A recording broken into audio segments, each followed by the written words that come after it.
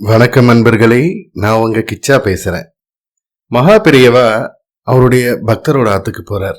அங்க பக்தரோட மருமகளை பார்த்து, சீதை உன்னோட ராமன் எங்க, கூப்பிடு அவனை அப்படிங்கிறார்.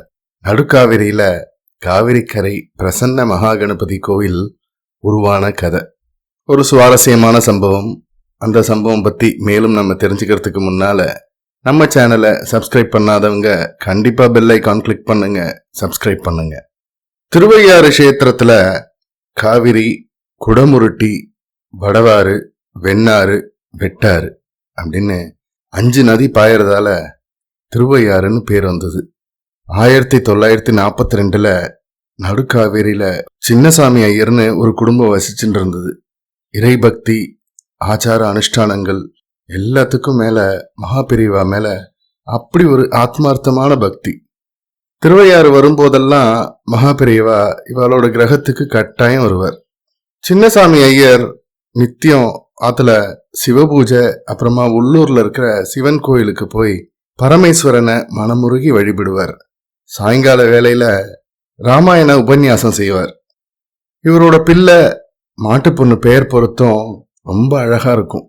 ராமச்சந்திரன்னு பிள்ளை, சீதா லட்சுமின்னு மாட்டு பொண்ணு அப்படின்னு அமைஞ்சது. மனமொத்த குடும்பமா இருந்தாலும் கல்யாணமாகி 13 வருஷங்கள் ஆகியும் சந்தான பிராப்தி இல்லை. அந்த குறை மட்டும் எல்லார் மனசையும் அரிச்சுட்டே இருந்தது. முதல்ல பிறந்த குழந்தை தங்கலை. நிச்சயம் பெரியவா அனுகிரகத்தால அவளுக்கு குழந்தை பிறக்கும் அப்படின்ற நம்பிக்கை மட்டும் அவளுக்கு துளி கூட குறையல. அப்போ மகா பெரியவா நடுக்காவேரிக்கு விஜயம் செஞ்சார். அங்க வேற ஒரு பக்தர் கிரகத்துல பெரியவா தங்க ஏற்பாடு செய்யப்பட்டிருந்தது.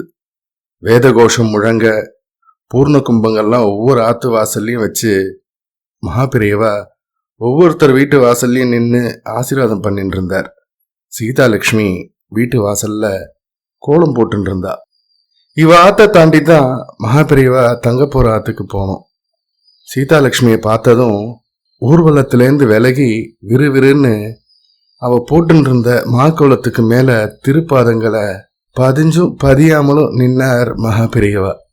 திடீர்னு தான் எதிரில் வந்து நின்ன கண்கண்ட தெய்வத்தை பார்த்ததும் சந்தோஷம், பக்தி, குழந்தை இல்லா ஏக்கம் எல்லாம் சேர்ந்து அப்படியே அவர் பாதத்துல விழுந்து கேவி கேவி அழ ஆரம்பிச்சுட்டா சீதா லட்சுமி. எழுந்துரு சீதை, உன்னோட ராமன் எங்க, கூப்பிடு அவனை அப்படின்னார் மகா பெரியவா எதிர்பாராத நேரத்துல. சின்னசாமி ஐயரின் கிரகத்துக்குள்ள பிரவேசித்தார் மகா பெரியவா. சீதா லட்சுமி ஆத்துக்கார ராமச்சந்திரனை தேடிண்டே ஓடினா. முன்னறிவிப்பு எதுவும் இல்லாம தன்னோட ஆத்துக்கு சாக்ஷாத் பரமேஸ்வரனே வந்து நின்னதை பார்த்து சின்னசாமி ஐயர் பிரமிச்சு போயிட்டார். அவ்வளவுதான், தெருவே அவ ஆத்துக்குள்ள வந்து கூடிடுத்து. மகா பெரியவா தனக்கு ரொம்ப சுவாதீனமான இடம் போல விறுவிறுன்னு நுழைஞ்சு அங்கேயும் எங்கேயும் பார்வையால துழாவினார். அப்புறம் தாழ்பால் போட்டிருந்த ஒரு அறைய தானே திறந்து அதுக்குள்ள போனார். அதை ஜாஸ்தி பயன்படுத்தாததால தட்டுமுட்டு சாமான்லாம் நிறைய இருந்தது. அதோட ஒரு வண்டி தூசி. மகா பெரியவா கதவை திறந்ததும் ஒரே புழுதி படலம் மேல கிளம்பித்து. தன்னோட ஒத்த வஸ்திரத்தோட ஒரு முனையால கீழே தூசியை தட்டிட்டு அதையே லேசா விரிச்சுண்டு தரையிலேயே உட்காந்துட்டார் மகா பெரியவா. மகா பெரியவா, இந்த ரூம் ரொம்ப புழுதியா இருக்கு, கூடத்துல உட்காந்துக்கோங்களேன் அப்படின்னார் ஐயர். அதுக்குள்ள சீதா லட்சுமி கணவனோட வந்து மகா பெரியவாளுக்கு நமஸ்காரம் பண்ணா. ராமா, உடனே போய் உங்க ஆத்து பசுமாட்டிலேருந்து பால் கறந்து ஒரு சொம்புல எடுத்துட்டு வா அப்படின்னார் மகா பெரியவா. உத்தரவு பெரியவா அப்படின்னு சொல்லிட்டு அடுத்த க்ஷணமே ஒரு சொம்பு பாலோட மகா பெரியவா முன்னாடி வந்து நின்னார் ராமச்சந்திரன். மகா பெரியவா கண்ணை மூடிண்டு கொஞ்ச நேரம் அமர்ந்திருந்தார். அப்புறமா, ராமா, இந்த பாலை கொண்டு போய் கொடமுருட்டி ஆத்துல ஊத்திடு. அப்புறம் சொச்சம் இருக்கிற கொஞ்சூண்டு பாலை அந்த ஆத்தோட கரையில ஊத்திடு. அதை ஊத்துன இடத்துல இருக்கிற மணலை கொஞ்சம் தோண்டு, அதுல ஒரு அஸ்திவாரம் தெரியும். அதுக்கு மேல பிள்ளையாருக்கு ஒரு கோயில் கட்டு, க்ஷேமமா இருப்பேல் அப்படின்னு சொல்லிட்டு வஸ்திரத்தை எடுத்து உதறிட்டு வெளியே வந்து மகா பெரியவா தங்க வேண்டிய கிரகத்தை நோக்கி நடக்க ஆரம்பிச்சுட்டார். மகா பெரியவா சொன்னபடியே உடனே குடமுருட்டு ஆற்றுக்கு போய் பாலை விட்டுட்டு கரையில மீதிப்பாலை ஊத்தி மண்ணை தோண்டினா அஸ்திவாரம் தெரிஞ்சுது.